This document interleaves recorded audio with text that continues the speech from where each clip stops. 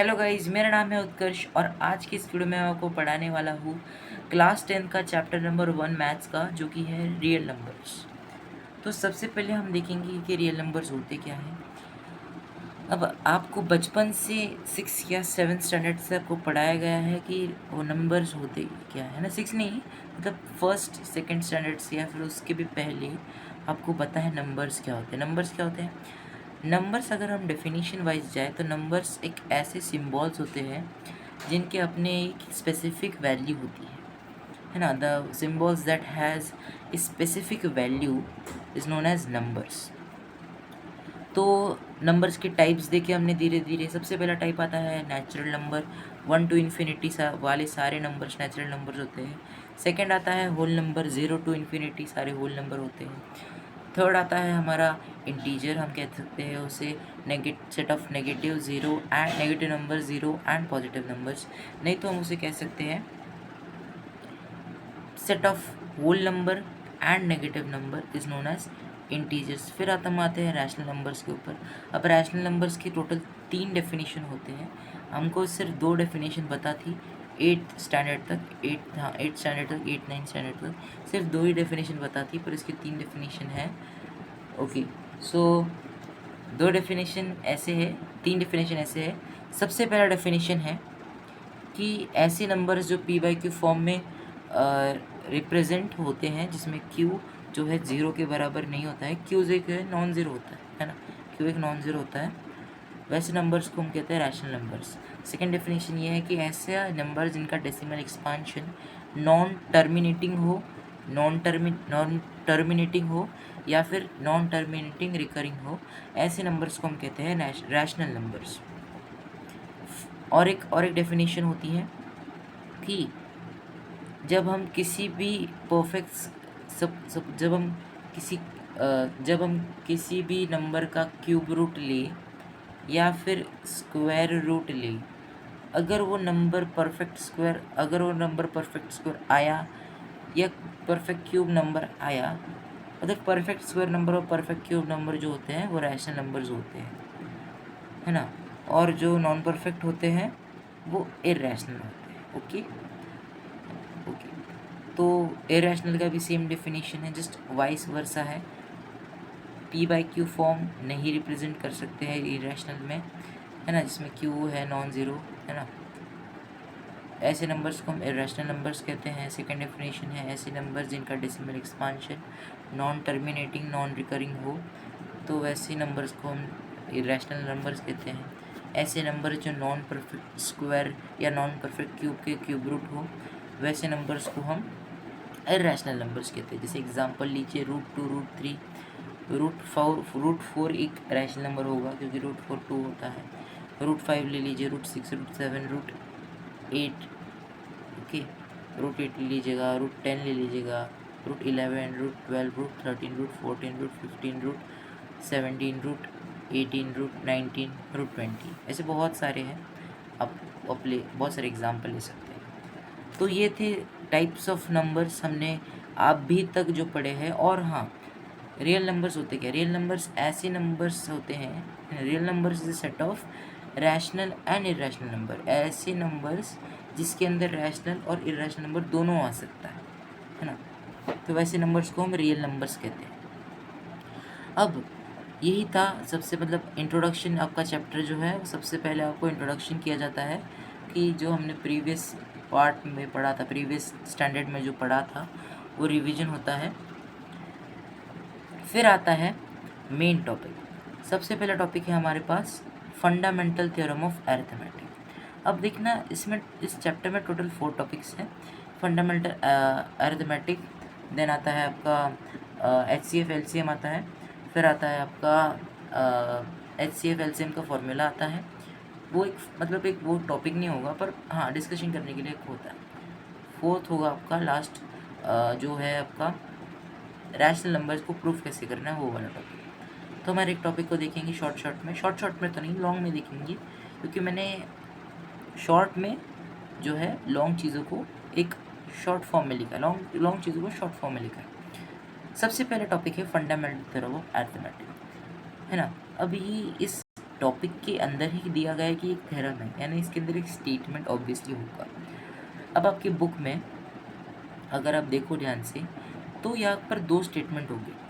एक स्टेटमेंट होगा जब देखो आप जब जाओगे फंडामेंटल थ्योरम ऑफ अरिथमेटिक के टॉपिक पे, टॉपिक तो नहीं होगा, अंडरलाइन वर्ड होगा या फिर हाईलाइटेड वर्ड होगा, तो उसके नीचे एक स्टेटमेंट होगी और वो स्टेटमेंट के नीचे एक बॉक्स होगा जिसके अंदर आपको जिसने इंट्रोड्यूस किया था फंडामेंटल थ्योरम ऑफ अरिथमेटिक उसके बारे में आपको इंट्रोडक्शन दिया जाएगा, है ना। तो वो बॉक्स के अंदर इंफॉर्मेशन होगी वो जिसने ये इंट्रोड्यूस किया था।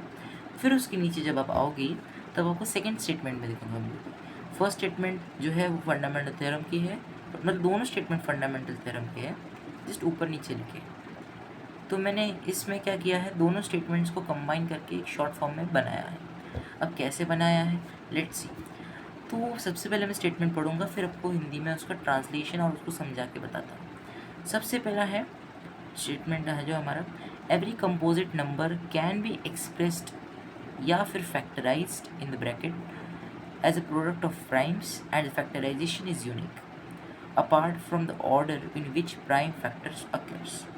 अब ये दो स्टेटमेंट्स थे, दोनों को मैंने कंबाइन करके शॉर्ट फॉर्म में लिख दिया। अब ये स्टेटमेंट क्या कहती है कि कोई भी कंपोजिट नंबर जो होगा वो कंपोजिट नंबर को हम उसके प्राइम फैक्टर्स के प्रोडक्ट में एक्सप्रेस कर सकते हैं।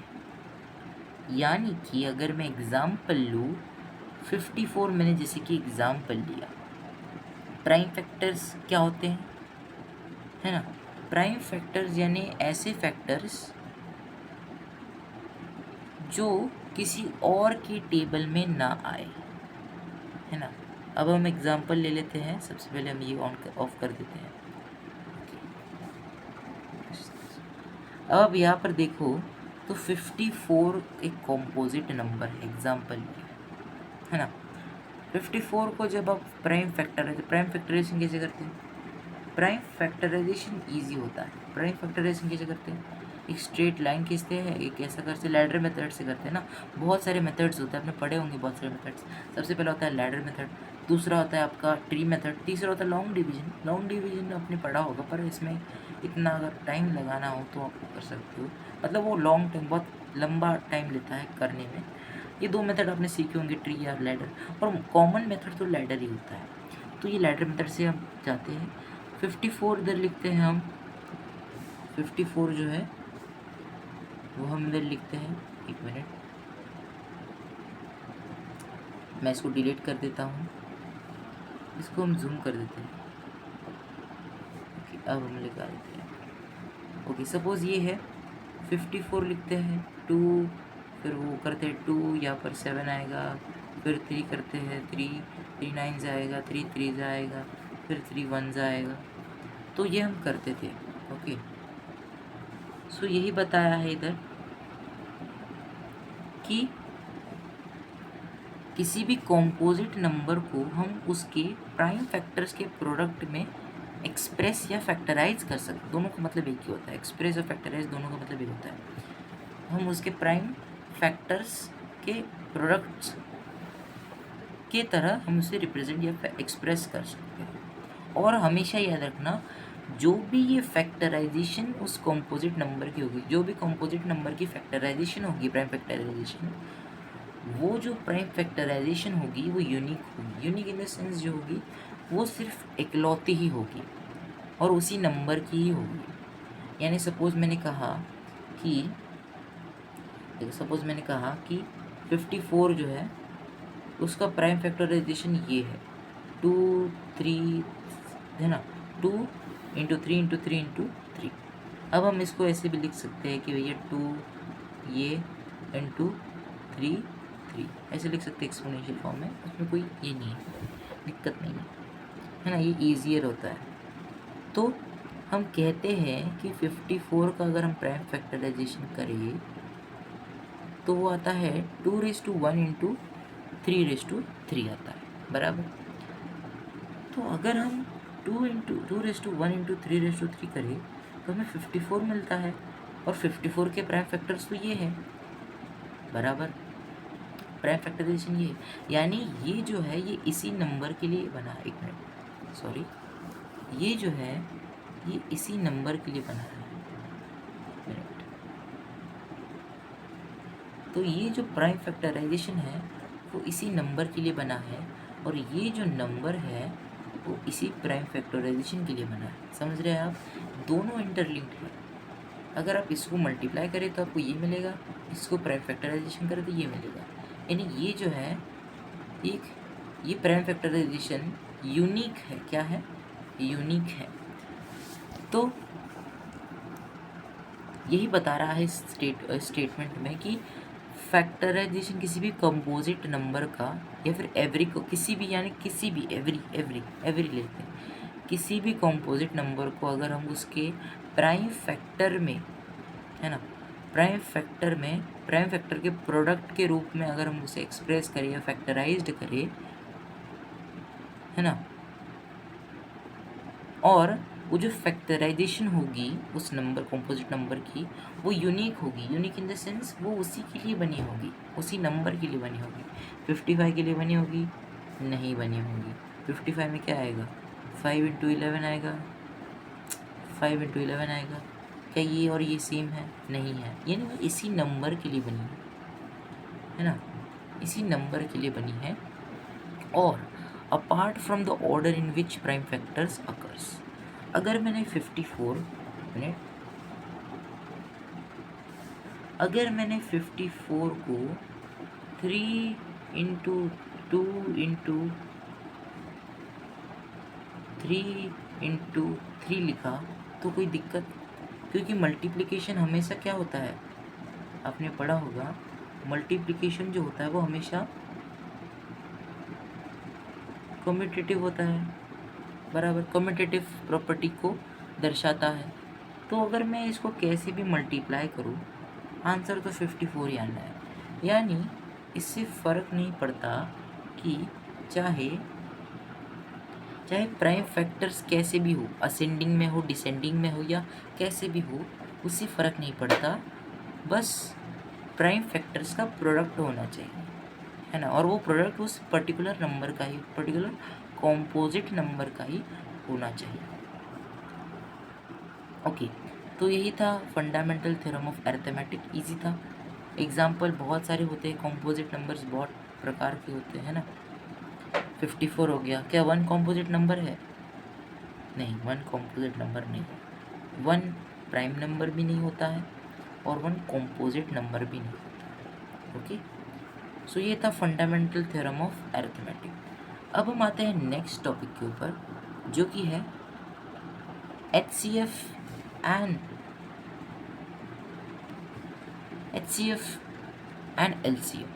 HCF होता है हाईएस्ट कॉमन फैक्टर, LCM होता है लीस्ट कॉमन मल्टीपल। अब HCF तो बहुत सारे स्टूडेंट्स ढूंढ ही लेते हैं आराम से, जस्ट दिक्कत का आती है LCM में, ये LCM को ढूंढना कैसे।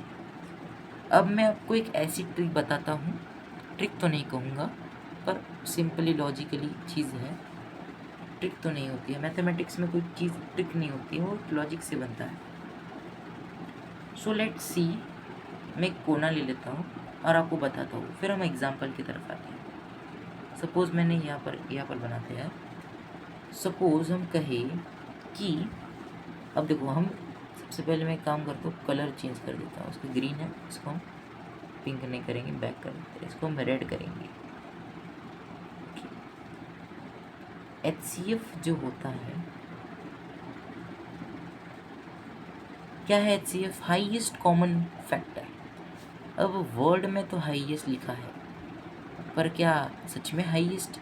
नहीं, मतलब हाईएस्ट कॉमन मल्टीपल फैक्टर यानी किसी भी दो नंबर, सपोज A नंबर है और B नंबर है, इन दोनों नंबर का एक हाईएस्ट यानी कॉमन, इन दोनों नंबर्स के प्राइम फैक्टराइजेशन में जो कॉमन होगा और जो हाईएस्ट होगा उसे हम, सपोज C है दोनों केस में प्राइम फैक्टराइजेशन, तो हम C को इसका HCF कहेंगे, बराबर। ओके, तो HCF जो है इसकी ट्रिक होती है, अगर हमेशा आपको HCF ढूंढना है किसी नंबर का, तो आपको कॉमन फैक्टर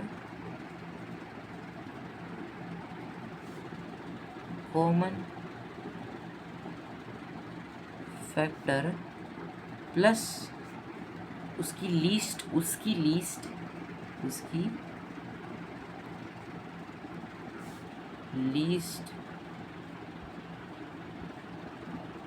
लीस्ट तो नहीं कहेंगे हम, लोवेस्ट पावर,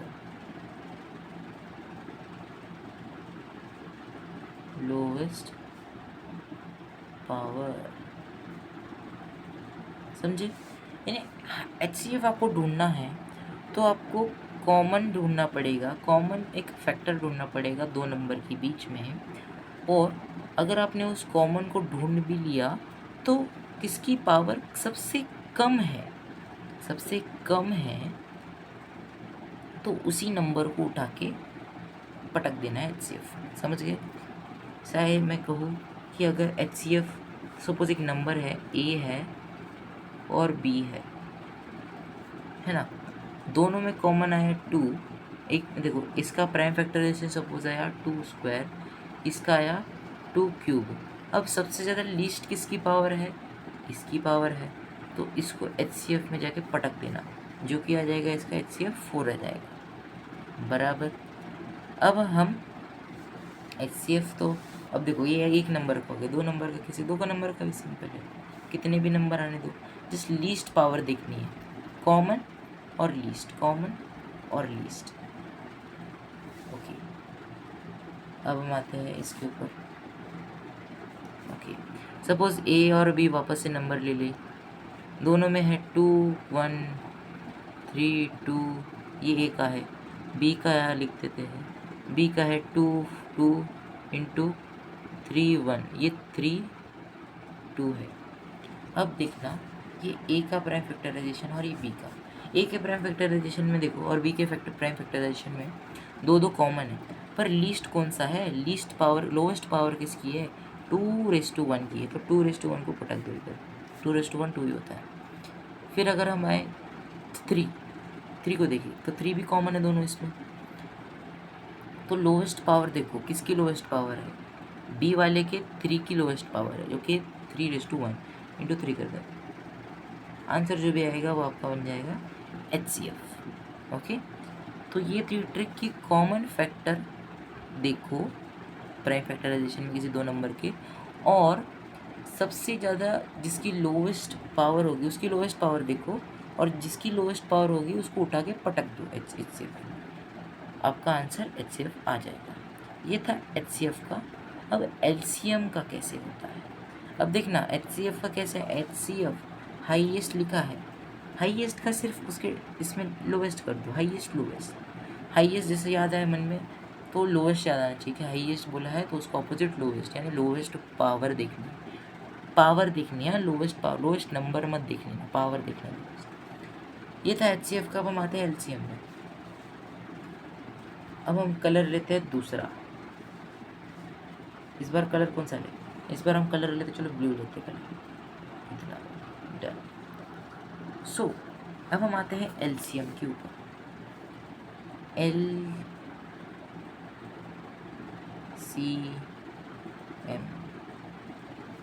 LCM अब क्या है? LCM का तो ये जो है लीस्ट होता है ना, लीस्ट यानी कम। लीस्ट को सपोज आप सपोज लीस्ट को आप लीस्ट मत मानिए, हाँ लोवेस्ट मान लीजिए, शॉर्ट फुल फॉर्म में तो उसका मतलब लीस्ट है, पर ऐसे मान लीजिए उसको लोवेस्ट, ये बना दीजिए लोवेस्ट का अपोजिट हाईएस्ट, है ना, हाईएस्ट कॉमन MN खत्म, हाईएस्ट कॉमन नंबर या फिर हाईएस्ट कॉमन फैक्टर, नहीं सॉरी हाईएस्ट कॉमन फैक्टर नहीं होगा, वो बनेगा highest power factor, HPF। LCM का HPF बनेगा, HCF का क्या बनेगा? Common factor lowest power, CFLP बनेगा, ऐसे शॉर्ट फॉर्म्स बनाते जाना है, हाईएस्ट पावर फैक्टर। ओके, अब इसका क्या है? अब देखना इसका डेफिनेशन देखो, ऑल फैक्टर्स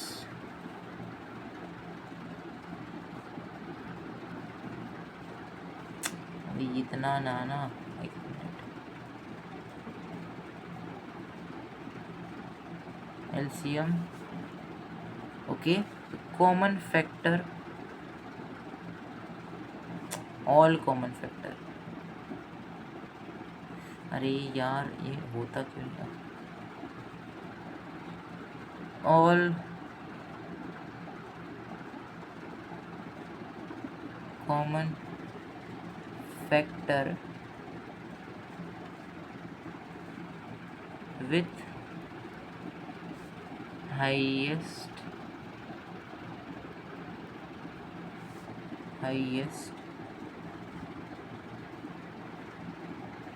पावर, समझ गए, all common factor with highest power. अब हम वापस से एक एग्जांपल ले, सबसे पहले इसको मैं रफ कर देता हूँ, समझ में आ गया, all common factors with highest power. आप इसको HPF से भी लग सकते हो, हाईएस्ट पावर कॉमन फैक्टर, या फिर CFHP से भी, common factor highest power, common factor highest power,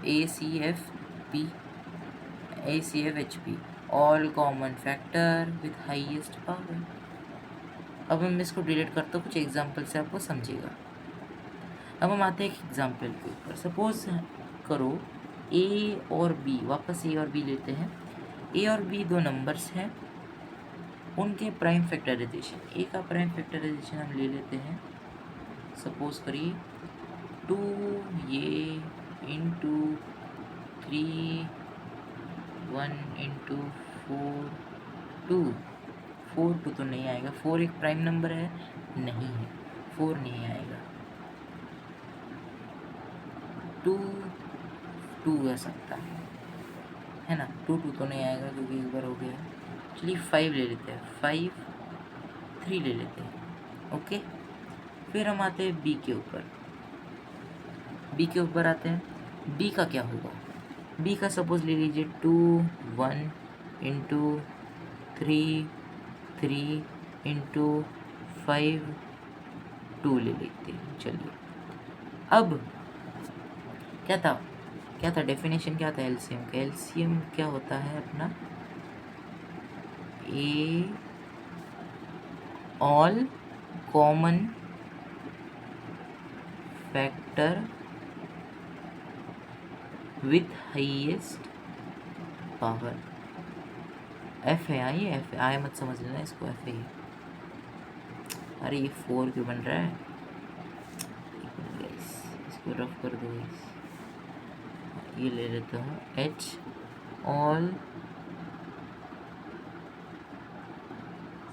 all common factor with highest power, ACFHP, okay. अब देखना ऑल कॉमन फैक्टर्स लेने हैं, यानी ऑल तो लिखना ही पड़ेगा ना, सारे लिखने ही पड़ेंगे। सपोज हम देखो ये हो गया इसका एलसीएम इधर दिखाई दे रहा होगा आपको, स्मॉल में लिख रहा हूँ, 2 इंटू 3 इंटू 5, मैंने सारे तो फैक्टर्स लिख दिए, कॉमन फैक्टर्स हाईएस्ट पावर के साथ। अब हाईएस्ट पावर कहाँ पर है, ए में देखेंगे तो 2 की हाईएस्ट पावर है 2 है, और बी में देखेंगे 2:1, तो 2:2 आएगा, ओके। 3 में देखेंगे, ए में 3:1, बी में 3:3 आएगा। फिर अगर आप 5 को देखेंगे, 5 की हाईएस्ट पावर इसमें ए या फिर बी में, ए में है तो ए का लिखेंगे। अगर आप इसको मल्टीप्लाई करेंगे तो आपका आंसर जो है यहाँ पर आके जाएगा। आंसर क्या है इसका कमेंट में बता देना, आंसर इसका आ जाएगा। और ये जो नंबर्स है, ये नंबर्स भी कौन से हैं ये भी बता देना, ए नंबर कौन सा था और बी नंबर कौन सा था, ओके। सो ये होता है एलसीएम और एचसीएफ। हम आते हैं एग्जाम्पल के ऊपर, इसमें क्या एग्जाम्पल लिखे हैं, ओके। तो हम आ चुके हैं एग्जाम्पल के ऊपर। सबसे पहला एग्जाम्पल क्या कहता है, okay, find HCF and LCM of 16 and 18। ये तो ईजी, 16 के हमने प्राइम फैक्टर निकाल दी।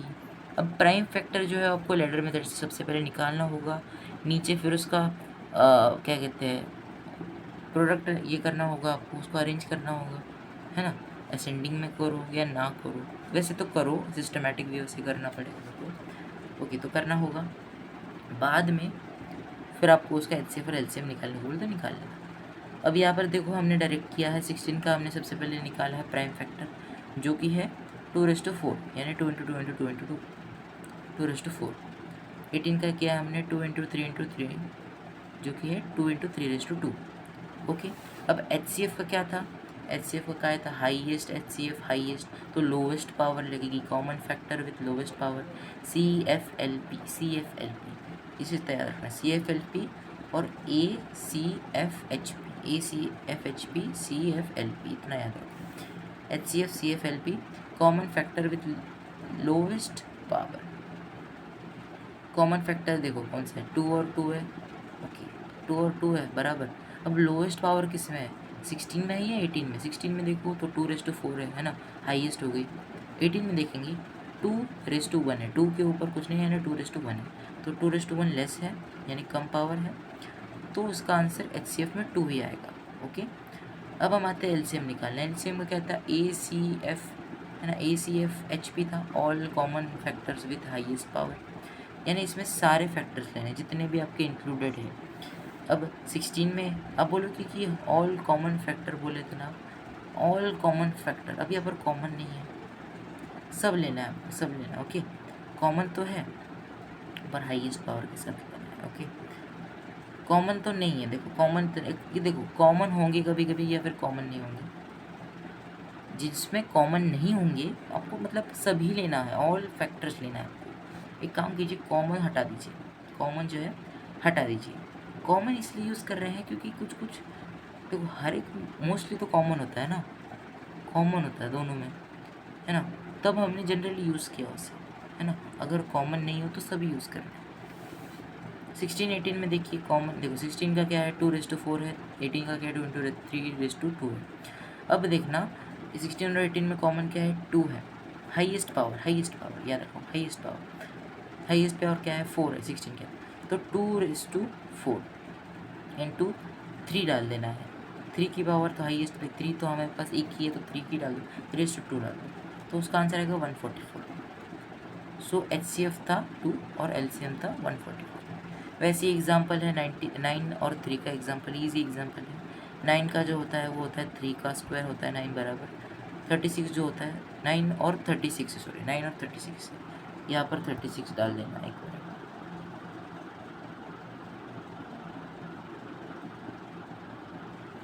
यहाँ पर जो है 36 डाल देना। ओके, 36 डाल देना। सो 9 है और 36, 9 3 स्क्वायर होता है, 36 जो होगा 2 स्क्वायर इंटू 3 स्क्वायर होगा, प्राइम फैक्टराइजेशन की बात की बात। अब देखना HCF क्या होगा, HCF का क्या था CFLP common factor with lowest power, common factor with lowest power, common क्या है 3 कॉमन है, लोवेस्ट पावर कौन सी है, लोवेस्ट पावर देखो दोनों में सेम है, तो इस बार हम जो है वही लेंगे, 3 स्क्वायर लेंगे तो 3 का यही लेंगे, 3 × 3 जो कि है 9। ओके, तो 9 होगा उसका HCF highest common factor. LCM क्या है, LCM least common multiple, least यानी हाईएस्ट, यानी ACF HP highest common fact all common factor with highest power, 2 all common, ना ऑल कॉमन नहीं, ऑल लेंगे, all factor with highest power. 2 तो है नहीं, तो 2 का स्क्वायर 2 ही लेंगे हम, 2 का स्क्वायर ले लेंगे, 2 का है ही नहीं, दोनों में 3 है। अब 3 देखो हाईएस्ट और लोएस्ट तो है, इन दोनों सेम है, तो वही लेंगे 3 है, और इसका आएगा 36 आंसर, यानी LCM 36 है और जो ये है HCF वो 9 है। अब हम आते हैं फॉर्मूला के ऊपर, for any number that is A and B, formula easy है। फॉर्मूला में कुछ आपके एक्सरसाइज 1.1 में कुछ क्वेश्चन होंगे, 2-3 क्वेश्चन होंगे, 2 क्वेश्चन तो ज़्यादा से मैक्स टू मैक्स होंगे, पहले इसमें 7 क्वेश्चन है आई थिंक सो। ओके, अब फॉर्मूला पढ़ते हैं। फॉर्मूला क्या है, किसी भी 2 नंबर A या B, किसी भी 2 नंबर के लिए फॉर्मूला है। अब A या B ये कोई नंबर नहीं है, A और B की जगह आप कोई भी नंबर डाल दो, आपको 100% श्योर आंसर मिलेगा। क्या कहता है formula, let's see. HCF of A and B into LCM of A and B equals to the product of that two numbers. समझ गए? यानी अगर आप उस दोनों नंबर का HCF और उन दोनों नंबर के LCM को जब आप मल्टीप्लाई करोगे तो वो जो होगा वो किसके बराबर होगा? वो जो होगा वो उन खुद दोनों नंबर्स के मल्टीप्लिकेशन के बराबर होगा। समझा आपको? अब यहाँ पर चलो एग्जाम्पल के थ्रू समझते हैं। अब देखो यहाँ पर हमें गिवन है LCM, सपोज दो नंबर्स है 9 और 36, हमने एग्जाम्पल लिया। अब LCM जो है 9 और 36 का हमारे को दिया है 36 दिया हमको। अब हमें फाइंड करना है HCF थ्रू दिस फॉर्मूला, है ना। 9 और 36 नंबर है, उसका हमें एक LCM दिया है जो है 36। जस्ट हमें उस हाईएस्ट कॉमन फैक्टर का या HCF का हमें पता नहीं करना कि HCF क्या होगा इस फॉर्मूले के थ्रू। चलो इसको कंप्यूट करते हैं वैल्यूज़ को। HCF ऑफ 9 और 36 हमें नहीं दिया, वो फाइंड करना है। LCM दिया है ऑफ 9 और 36 तो वो पुट कर देंगे, है ना। LCM क्या है 9 और 36 का? 36 है, बराबर होगा 9 इंटू 36, है ना। 9 और 36 नंबर है, 9 36 नंबर को जब हम मल्टीप्लाई करेंगे वो जो होगा HCF उन नंबर्स के HCF और उन नंबर्स के LCM के प्रोडक्ट के बराबर होगा। अब यहाँ पर हमें HCF पूछा है, LCM दिया है और नंबर्स तो हमें पता ही है, तो नंबर को जब हम मल्टीप्लाई करेंगे इधर मल्टीप्लिकेशन वाले नंबर की राइट हैंड साइड में, ओके। लेफ्ट हैंड साइड में सिर्फ LCM पता है, LCM यहाँ पता 36, तो हो जाएगा HCF ऑफ 9 और 36 इंटू 36, है ना, जो है अपना LCM इक्वल्स टू 9 इंटू 36। ये एक स्टेप मैंने काट दी है सिंपल करने के लिए, ओके। तो यहाँ का 36 मल्टीप्लिकेशन में तो वहाँ जाके डिवीजन में जाएगा, जैसे आप देख सकते हैं ये डिवीजन में चला गया, बराबर। अब ऊपर भी 36, नीचे भी 36, न्यूमरेटर में भी 36, डिनोमिनेटर पे 36, काट दी, कैंसिल हो जाएगा, बचा क्या? 9 बचा, ओके। 9 इंटू 1 बचा, 9 इंटू 1 बाय 1 बचा, यानी 9 ही बचा। तो HCF ऑफ 9 एंड 36 क्या होगा? 9 होगा, ओके। वैसे ही अगर आपको LCM, अगर आप वैसे ही इस क्वेश्चन में आपको LCM दिया था, HCF फाइंड करने को बोला, अगर आपको HCF दिया होगा LCM फाइंड कर देना, है ना। तो ऐसे होते हैं क्वेश्चंस। अब हमारा हो गया है 2 टॉपिक कवर, एक हो गया हमारा दोनों 3 टॉपिक कवर हो गया हमारा, HCF LCM का फॉर्मूला और फैक्टराइजेशन, वो जो है अरिथमेटिक थ्योरम जो है, हो गए। अब हम आते हैं लास्ट टॉपिक के ऊपर, लास्ट नहीं कह सकते, इम्पोर्टेंट टॉपिक है, बहुत बार सवाल पूछते हैं इसके ऊपर। अब हम इस टॉपिक के ऊपर आते हैं, ये सबसे ज़्यादा इम्पोर्टेंट टॉपिक है, इसलिए मैंने इसको हैशटैग में डाला। अब आपके बुक में एक थ्योरम है, वो थ्योरम क्या कहती है, लेट्स सी। ये जो थ्योरम है ये आपके एक टॉपिक है रिविजिटिंग द इरेशनल नंबर्स, उसके नीचे आपको ये थ्योरम में देखने को मिलेगा। मैंने वो टॉपिक का नाम नहीं डाला, जिस मैंने थ्योरम ले ली, इंपॉर्टेंट थ्योरम है वो ले ली। थ्योरम क्या कहती है, लेट्स सी, मैं पढ़ता हूँ, एक्सप्लेन करता हूँ। If suppose P is a prime number, if P divides A square then P divides A also where A is an integer। अब कहता है कि एक मान लीजिए P एक प्राइम नंबर है, अगर P जो है वो A स्क्वायर को डिवाइड कर रहा है तो P A को भी डिवाइड करेगा, है ना। अगर मैं कहूँ कि 3 जो है P, सपोज मैं एक काम करता हूँ, आपको एग्जांपल के थ्रू समझ सकते हैं। यहाँ पर सबसे पहले जूम करेंगे इधर, फिर हम ये करेंगे ये वाला, ओके। सपोज P की जगह मैं ले लूँ 3 ले लूँ, और एक स्क्वायर की जगह ले लूँ मैं 9 का स्क्वायर ले लूँ। अब हमें पता है कि अगर मैं 9 का स्क्वायर होता है अपना 81 को 3 से डिवाइड करूँगा, यानी A स्क्वायर को P से डिवाइड करूँगा, तो आंसर जो होगा वो आएगा, आंसर क्या आएगा? 3 2 जा 6 7 227 आएगा आंसर, बराबर, ओके। तो ये P जो है वो A स्क्वायर को डिवाइड कर रहा है। P जो है एक प्राइम नंबर है, इसलिए मैंने 3 लिया। 3 एक प्राइम नंबर है ना, 3 क्या दूसरे टेबल में आते हैं? नहीं, 3 एक प्राइम नंबर है। अगर P A स्क्वायर को डिवाइड कर रहा है, इसका मतलब P A को भी डिवाइड करेगा, ए हमने मान लिया, सपोज ए को मान लिया हमने 9 मान लिया, तो क्या मैं 9 को अगर 3 से डिवाइड करूँ, है ना, तो आंसर तो 3 आएगा, यानी इसका आंसर आ रहा है। इसका मतलब ये है कि P जो है, इसका मतलब ये है कि P जो है वो ए स्क्वायर को भी डिवाइड करेगा और ए को भी डिवाइड करेगा, और जो ए होगा वो एक इंटीजर होगा, है ना। ये माइनस का भी हो सकता है, प्लस का भी हो सकता है, पता नहीं, और एक इंटीजर होगा। अब इसी थ्योरम के ऊपर हमें कुछ प्रूफ्स पूछे जाते हैं। कैसे प्रूफ्स पूछे जाते हैं? ये थ्योरम जो है अंडर इरेशनल नंबर्स है। अब अगर आप मैथ्स की अगर दो थ्योरम के नीचे कुछ स्टेप्स है, उसको अगर आप पढ़ोगे तो आपको ये थोड़ा थोड़ा क्लियर होगा, क्योंकि मैं डायरेक्ट जा रहा हूँ, इसलिए आपको थोड़ा समझ नहीं आ सकता है। अब देखना, अब हम आते हैं प्रूफ के ऊपर। Proof that root two is irrational, rational नहीं इर्रेशनल, ये गलती से रैशनल लिख दिया है, इसका जो है वो इर्रेशनल आएगा, ये इर्रेशनल आएगा,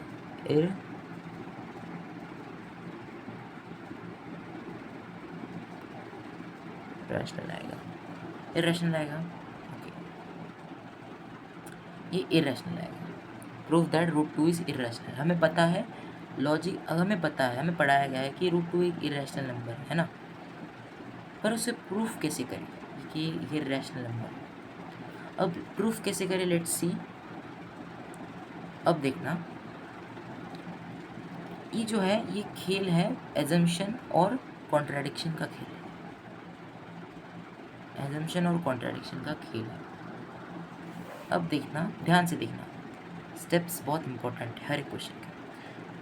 अब मैंने यहाँ पर एक स्टेप्स वाइज आपको आंसर फॉर्म करके दिया है, आंसर आपको ऐसा लिखना है, ऐसा नहीं, स्टेप बाय स्टेप आपकी मर्जी से लिख सकते हैं, आपको कैसा लिखना है, स्टेटमेंट्स कैसे लिखने हैं, ये आपके ऊपर डिपेंडेंट है, जस्ट आपको एक फॉर्मेट दे रहा हूँ। सो थ्योरम के हिसाब से हमें ये प्रूफ करना है कि थ्योरम के यूज़ लेके हमें इस क्वेश्चन को सॉल्व करना है, इस सॉल्यूशन को प्रूफ निकालना है। Proof that root two is irrational, okay, irrational, okay.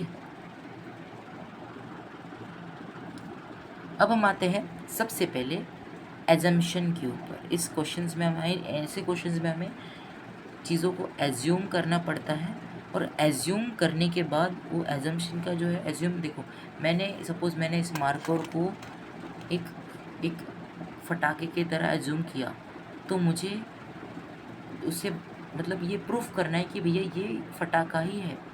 मैंने एज्यूम किया कि चलो मान लेते ये फटाका है ना, मान लेते फटाका है, तो क्या इसके अंदर फटाके की क्वालिटीज़ है? चलो मैं इसको देखता हूँ चेक करके, है ना।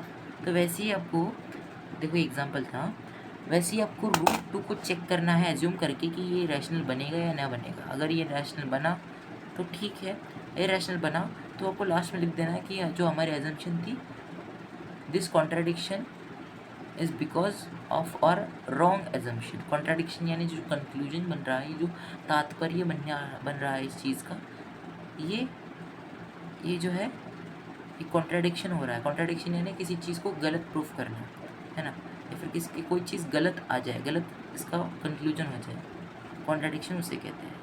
ये कॉन्ट्राडिक्शन हो रहा है क्योंकि हमारी गलत एजम्पशन थी कि भैया ये कोई फटाका नहीं, ये तो मार्कर ही है, पर हमने फटाका इसको अज्यूम कर लिया, है ना। तो ऐसे हमें सॉल्व करना है। अब देखते हैं कैसे प्रूफ करते हैं। अब हम लेते हैं सबसे पहले let root two as rational. चलो मान लेते हैं रूट टू रैशनल नंबर है ना, रूट टू जो है रैशनल है, चलो मान लेते हैं, इरैशनल नहीं है मेरे लिए, रूट टू रैशनल है, मैंने तो मान लिया रूट टू रैशनल है। अब रूट टू रैशनल है, मैंने अज्यूम किया है, तो मैं रूट टू को पी बाई क्यू के फॉर्म में लिख सकता हूँ क्या? क्योंकि रैशनल नंबर्स को तो पी बाई क्यू फॉर्म में तो लिखते हैं, तो मैं तो रूट टू को लिख सकता हूँ पी बाई क्यू। तो मैंने वही किया सेकेंड स्टेप में, therefore root two equals to p by q, और मैंने आगे लिखा p and q does not have any common factor. इसका मतलब क्या है कि पी और क्यू का कोई कॉमन फैक्टर नहीं होगा, है ना। अगर इसका कॉमन फैक्टर निकला तो ये तो इरेशनल बन जाएगा। तो मैंने आगे लिखा P and Q should not have any common factor. Okay, ये एक छोटा सा मैंने स्टेप लिया कि रूट टू को मैंने रैशनल बताने के लिए पी बाई क्यू फॉर्म में लिख सकते हैं, मैंने ऐसा बताया, जहाँ पर पी और क्यू कोई कॉमन फैक्टर ना हो। अब मैंने क्या किया, मैंने दोनों साइड पे स्क्वायर कर दिया। देखो किसी सपोज ये एक दो क्वांटिटीज़ हैं, LHS है और RHS है। LHS में मैंने +2 कर दिया, RHS में मैंने +2 कर दिया, कोई फ़र्क पड़ा नहीं। अगर ये 3 है, ये भी 3 है, 3 = 3 है, 3 + 2 कर दिया, 3 + 2 कर दिया, कोई फ़र्क नहीं, 5 5 बन जाएगा। ओके, तो ऐसे ही दोनों साइड पे मैंने स्क्वायरिंग कर दी। तो यहाँ पर स्क्वायर करने के बाद जो है √2 का स्क्वायर होता है 2 ऑब्वियसली, पी बाई क्यू का स्क्वायर होता है p²/q²। ओके, अब या स्क्वायरिंग करने के बाद आपको क्या करना है, एक छोटा सा स्टेप लेना है, आपको जस्ट शिफ्टिंग करनी है, ट्रांसपोजिशन करनी है q² की और 2 की। q² को आपको उधर भेजना है और 2 को आपको नीचे लाना है, बराबर। q² जब उधर जाएगा तो मल्टीप्लिकेशन में जाएगा। अब मल्टीप्लिकेशन में 2 भी है तो 2 अगर हम इधर भेजेंगे तो वो डिवीजन में चला जाएगा, तो आ जाएगा q² = p²/2। ये इधर आ गया आपका फर्स्ट इक्वेशन, इसको फर्स्ट इक्वेशन से डिनोट करना है। अब हमने वापस से एक स्टेटमेंट लिखी, we know if 2 divides p² it divides p, है ना। हमने थ्योरम का इस्तेमाल किया। थ्योरम में क्या बताया था, अगर p a² को डिवाइड कर रहा है, इसका मतलब p जो है वो a को भी डिवाइड करेगा, यानी p को हमने 2 माना प्राइम नंबर और a² को हमने p² की तरह मान लिया। तो अगर 2 p² को डिवाइड कर रहा है, इसका मतलब 2 जो है वो p को भी डिवाइड कर देगा। अब आते हैं हम फर्दर कि जब p को 2, देखो कॉन्ट्रैक्ट जो हमने स्टेटमेंट लिखा उसकी हेल्प से हमने नीचे लिखा p/2 = n। n यानी कोई भी नंबर, सपोज मान लीजिए अगर p² को डिवाइड कर पा रहा है 2, जिससे q² बन रहा है, इसका मतलब p/2 भी कुछ बनेगा। तो ये जो कुछ बना है, कुछ जो शब्द है, उस कुछ शब्द को मैंने n से रिप्लेस कर दिया। ओके, लेट और आगे लेट लिखा कि चलो मान लेते हैं p/2 जो है वो n नंबर है। ओके, फिर इससे हमने एक और ये बनाया, क्या बनाया, एक छोटा सा स्टेप आगे लिया। p/2 = n था, तो हमने वापस से ट्रांसपोजिशन किया 2 का n की तरफ, डिवीज़न से मल्टीप्लिकेशन में चला गया वो, तो p = 2 × n हो गया, बराबर, यानी 2n हो गया।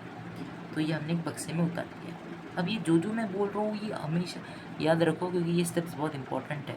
चाहे क्वेश्चन अलग, देखो क्वेश्चन चाहे कैसा भी हो, स्टेप्स वही लगने वाले हैं, फॉर्मेट भी वही लगने वाला है। जस्ट याद रखना फॉर्मेट को, याद इन द सेंस समझो फॉर्मेट को। हो गया। अब हम क्या करेंगे, जो हमने पहले इक्वेशन बनाई थी, q² = p²/2 बनाई थी ना, उसको जस्ट इसमें पुट कर देना है। किसमें पुट करना है, p = 2n में, है ना। p = आपको 2n में पुट कर देना है। तो क्या होगा इसका मतलब, p² ने पुट करना है इसके अंदर, जो ये वाला डब्बे के अंदर आपने बनाया है, ये वाला p = 2n, इसको जो है, इस वैल्यू को आपको इस वाली इक्वेशन के अंदर कंप्यूट करना है। कंप्यूट करने के बाद आपके पास कुछ ऐसा इंटरफेस आएगा। q² जो होगा, देखो मैंने p को जो है वो 2n से रिप्लेस कर दिया, तो p² था, तो ये क्या बन गया, 2n ब्रैकेट स्क्वायर बन गया, होल स्क्वायर बन गया, बराबर। अब फर्दर क्या होगा, इसका आगे q² जो होगा वो 4, देखो 2 का स्क्वायर होता है 4, n का स्क्वायर होता है n², तो ये बन जाएगा 4n² 2, और 2 से 4 कट गया, 4 से क्या 2 से 4 कट गया, तो बचा क्या 2n² बच गया। यानी हमारे पास आया q² = 2n² आया। ओके, फिर हमने वापस से वही कर दिया, ट्रांसपोजिशन कर दिया ना, q² = 2n² आया था, ध्यान से सुनो, q² = 2n² आया था, 2 मल्टीप्लिकेशन में था यहाँ, तो मैंने वहाँ उसको डिवीजन में भेज दिया, कुछ नहीं किया, ईजी किया। इस ट्रांसपोजिशन का खेल चल रहा है अब तक। q²/2 जो है बन जाएगा, वो बन जाएगा n², ख़त्म बात। ओके, अब आना इधर, यहाँ पर लिखा है कि अगर, अब ये n² को भूल जाओ, इधर देखो आप, इधर लिखा है, इधर वापस स्टेटमेंट ले ली मैंने। अगर 2 जो है वो क्यू स्क्वायर को डिवाइड कर रहा है, 2 को मैंने एज पी ले लिया प्राइम नंबर, और क्यू स्क्वायर को मैंने ए स्क्वायर ले लिया। अगर पी ए स्क्वायर को डिवाइड कर रहा है तो पी ए को भी डिवाइड करेगा, मतलब जो अगर 2 क्यू स्क्वायर को डिवाइड कर रहा है इसका मतलब वो क्यू को भी डिवाइड करेगा। बराबर बराबर है ना। तो वैसे ही करते हैं हम। आगे आता है हमारा नेक्स्ट स्टेप, लास्ट स्टेप है, फिर वीडियो एंड हो जाएगी। फिर हम आते हैं नेक्स्ट स्टेप के ऊपर। देयरफॉर लिखते हैं कि क्यू स्क्वायर को अगर 2 डिवाइड कर सकता है तो क्यू को भी कर सकता है ना, करेगा कि नहीं करेगा ना। तो क्यू बाई 2 लिखते हैं। क्यू बाई 2 सपोज हम मान लेते हैं एम मान लेते हैं। अब मैंने पी बाई 2 को माना था एन माना था, कुछ नंबर को, कुछ जो है वो एन माना था।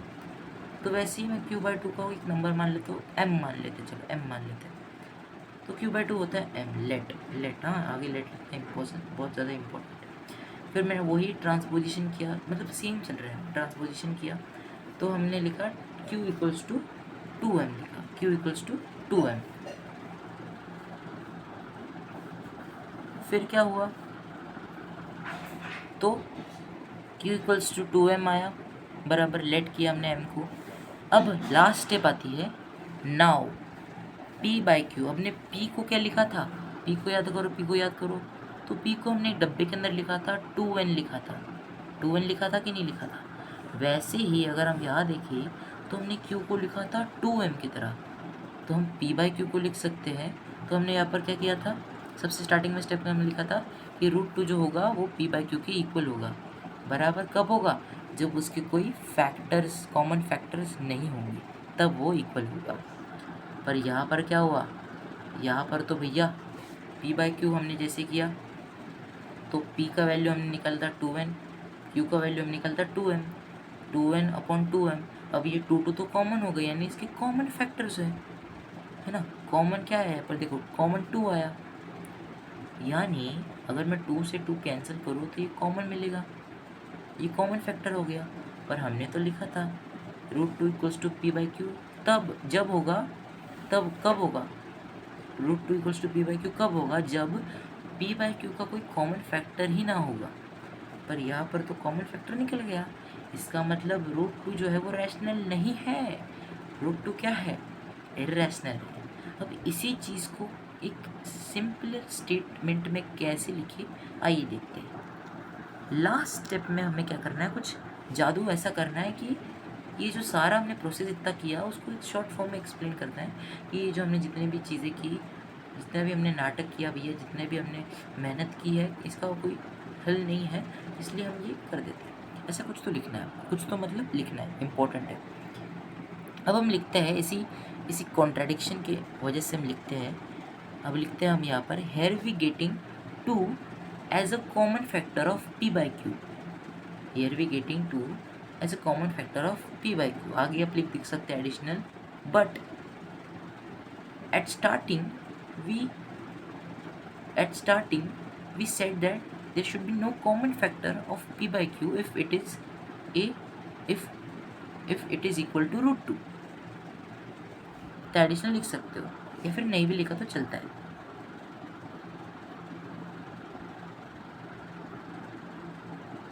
फिर हम देखते हैं नेक्स्ट स्टेप पे आते हैं। This contradiction is because of our wrong assumption. हमने यहाँ पर किया था एक रॉन्ग एजम्पशन, जिसकी वजह से जो है √2 जो है, हमने क्या एजम्पशन किया था कि √2 एक रैशनल है, पर ये इस कॉन्ट्राडिक्शन, ये पर ये क्या निकला, एक कॉन्ट्राडिक्शन निकला, है ना।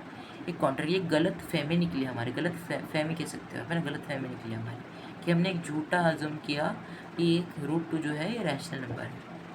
अगर ये रैशनल नंबर नहीं है तो क्या बचा, इर्रेशनल नंबर बचा। तो हम देयरफॉर लिखते हैं √2 is a irrational number, hence proofed. Okay, तो ये एक टॉपिक हो गया। अब एक लास्ट टॉपिक बचा है, इम्पोर्टेंट रिजल्ट। अब ये क्या है, अब मैं आपको एक्सप्लेन करता हूँ ये क्या है। अब देखना, आप एक्सरसाइज 1.1 में तो आपको कुछ सिंपल क्वेश्चन मिलेंगे, HCF LCM के मिलेंगे, जो रिविजिटिंग इरेशनल नंबर है आपको जो है ये मिलेंगे एक्सरसाइज 1.2 में मिलेंगे, बराबर। तो यहाँ पर आपको मिलेंगे कि ये रूट टू ऐसा क्यों है, ये रूट टू इरेशनल क्यों है, प्रूफ कीजिए, या फिर 6 प्लस रूट टू, या फिर 6 रूट थ्री प्लस टू ये इरेशनल नंबर क्यों है वो प्रूफ कीजिए। अब ऐसे नंबर्स में क्या होता है, ऐसे नंबर्स में क्या होता है, अब ऐसे क्वेश्चन में क्या होता है, कन्फ्यूजन बहुत क्रिएट होता है। भी कन्फ्यूजन दूर करता हूँ मैं। तो ये जो क्वेश्चंस में दिया रहता है कि 6 root two plus two, 3 root three plus four, या 3 रूट थ्री है ना इंटू फोर, है ना, तो इसका आंसर क्या आएगा, proof that this number is irrational, proof मांगते हैं ऐसे नंबर्स का। तो उस उन चीज़ों में क्या करना है, अगर रूट थ्री होगा तो रूट थ्री का आपको यहाँ पर सेम तरीके से जैसे मैंने आपको पहले बताया, जैसे मैंने रूट टू का प्रूफ किया कि वो एक इरेशनल नंबर है, तो वैसे ही आपको रूट थ्री को प्रूव करना पड़ेगा। सबसे पहले आपको पहली स्टेप होती है उस जो इरेशनल नंबर आपको मिले उस क्वेश्चन के अंदर, उसको सबसे पहले आप इरेशनल प्रूफ कीजिए।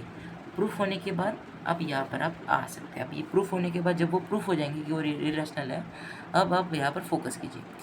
ये जो है ये इंपॉर्टेंट चीज़ है, ये है operations between irrational and rational numbers, arithmetic operations.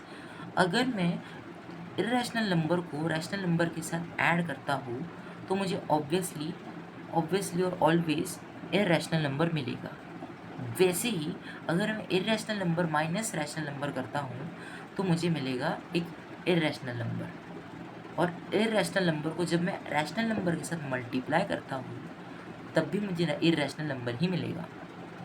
अगर मैं इरेशनल नंबर को रैशनल नंबर से डिवाइड भी करूँगा फिर भी मुझे इरेशनल नंबर ही मिलेगा।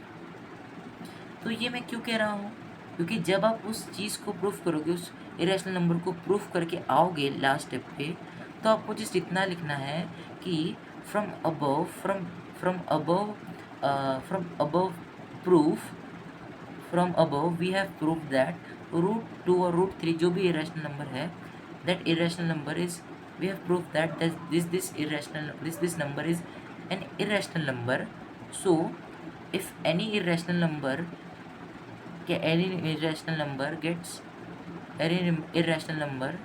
gets multiplied with a rational number, or any irrational number gets added to a rational number, or any irrational number which subtracts from a rational number, or any irrational number that gets divided by a rational number always forms a irrational number. So from this statement we can say that this question 6 root 3 2 root 4 plus 5 6 root 3 into 4, that this number or this question is irrational। खत्म, है ना, कुछ भी हो, root 6 root 3 plus 2 4 हो, 6 1 by root 3 हो, है ना, कुछ भी हो, बस आपको इरेशनल नंबर को प्रूफ करना है ना। लास्ट में स्टेप लिखना है कि ये अगर मैं ऐड करूँगा इरेशनल, सब्सट्रैक्ट करूँगा इरेशनल, मल्टीप्लाई करूँगा इरेशनल, डिवाइड करूँगा तो इरेशनल। सो इसी के साथ जो है हमने जो है ये चैप्टर को पूरा घोट के पी लिया है, मतलब पूरा ही कवर कर दिया है, एक टॉपिक भी नहीं बचा है। अब लास्ट में आपके चैप्टर की समरी होती है, उस समरी का बॉक्स जो है उसके अंदर आपका जो लास्ट पॉइंट है उसके अंदर आपको दिया गया है कि किसी भी तीन कॉम्पोजिट नंबर्स का या 3 नंबर्स का HCF और LCM कैसे निकालते हैं। अगर आपको वो वीडियो चाहिए तो मुझे बताइए, क्योंकि वो उस वीडियो का जो है वो अलग से उसकी वीडियो बन सकती है। तो अगर आपको वो वीडियो चाहिए तो प्लीज़ बता देना, और अगर आपको ये वीडियो अच्छी लगी तो प्लीज़ इस वीडियो को लाइक शेयर और सब्सक्राइब बिल्कुल करना। और अगर आपको ये मेरी वीडियो ज़्यादा इन्फॉर्मेटिव लगी और आपको किसी को शेयर करना हो, ऐसी इन्फॉर्मेशन आपको बहुत कन्फ्यूजन जिनके मन में क्रिएट हो रहा है ऐसे कॉन्सेप्ट्स को लेकर, अगर आपको उनका भेजना है या फिर शेयर करना, आप बिंदास शेयर कर सकते हैं। और अगर आपको ऐसे ही अच्छे वीडियोस कंटेंट चाहिए वीडियोस चाहिए तो आप हमारे बेल आइकन को प्रेस कर सकते हैं। सब्सक्राइब बटन के बाजू में रहता है बेल आइकन का बटन, उसको प्रेस करके आप हमारे वीडियोस के नोटिफिकेशन आ सकते हैं। इसके पहले मैंने 2 वीडियो बनाई थी। सबसे पहले वीडियो थी फिज़िक्स की, है ना, सबसे पहले वीडियो थी केमिस्ट्री की वीडियो थी, क्लास 10 केमिस्ट्री की थी, जिसके अंदर हमने केमिकल रिएक्शन किया था। और दूसरी थी क्लास 11 फिज़िक्स की, जो पैरेललोग्राम लॉ है वेक्टर का, वो हमने कवर किया था। अगर आपको ये वीडियो अच्छी लगी और अगर आपको ऐसी अच्छी वीडियो चाहिए तो बताना ज़रूर, और वो वीडियो भी आप देख सकते हो। तो आज की इस वीडियो के लिए इतना ही, मिलता हूँ आपको अगली वीडियो में, तब तक के लिए बाय बाय।